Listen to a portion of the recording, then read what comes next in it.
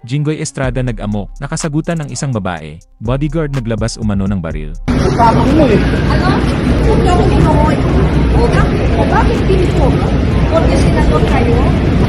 Okay, mag-usap kayo ng maayos. Hindi porque ganyan kayo, nasa taas kayo, ganyan kayo. Pero bago ang lahat, kung ikaw ay bago sa aking channel, huwag kalimutan na mag-subscribe at i-click ang notification bell for more trending news. Ang pagiging public figure, politiko, at showbiz personality at the same time, madaling makuha ang atensyon ng mga tao, tulad nitong Senator Jinggoy Estrada. Nag-viral ang kanyang kamakailang video nang ibinahagi ng mga netizens ang kanilang mga opinyon sa nangyari. Ibinahagi ng TikTok page ng banner niya ang halos 1 minuto at kalahating video ni Jinggoy na nakikipagtalo sa isang babae. Maririnig sa video na hindi pinapayagan ng babae na makapasok ang senador at ang kanyang mga kasamang bodyguard. Nagpupumilit ang senador ngunit hindi talaga ito pinayagan ng babae. Maririnig din na sinabihan niya ang senador na huwag niyo akong hinuhoy. Porke senador kayo, sinabihan din niya ang senador na huwag kayong bastos at dapat kausapin siya ng mambabatas ng mahinahon. Diniin pa ng babae na hindi dahil nasa mataas na posisyon si Sen Jinggoy, dapat ganoon siya. Ano?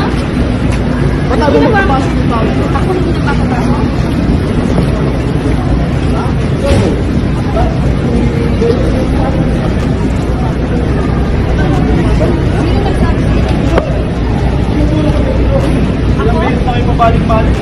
Sandali, nakarating ang mga sa buwan. Ano kanina pa? Sige, anong oras? Anong oras? Huwag niyo akong inuhoy. Bakit pinto? Porque senador kayo? Ayaw magpapasok ng ano. Kasi ako bata din na muna, huwag kayong basto.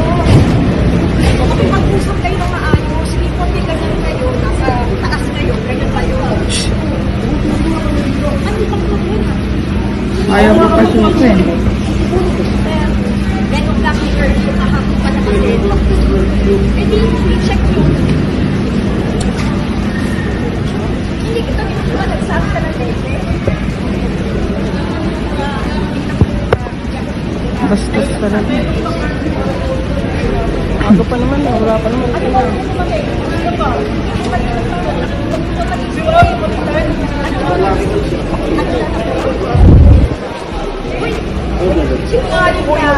Sa comment section ng post na ito, inatake ng ilang netizens si Sen Jinggoy Estrada dahil inakusahan nila ito ng pagiging bossy dahil sa posisyon nito sa gobyerno, habang pinuri naman ng ilan ang babae sa paninindigan nito sa kanyang pinaniniwalaang tama.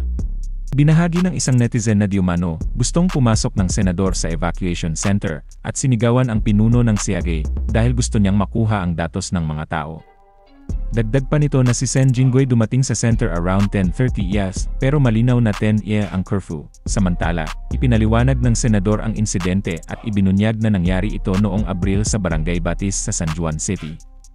Ayon, nagpadala siya ng tulong sa mga nasunugan, gayunpaman, hindi siya pinayagan ng mga tauhan na gawin ang kanyang intensyon sa kabila ng kanilang paliwanag at pagsusumamo.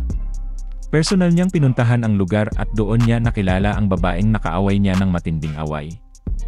Lalong tumaas ang tensyon, kaya naglabas ng baril ang isa sa mga bodyguard ng senador habang nakikipagtalo siya sa babaeng walang armas.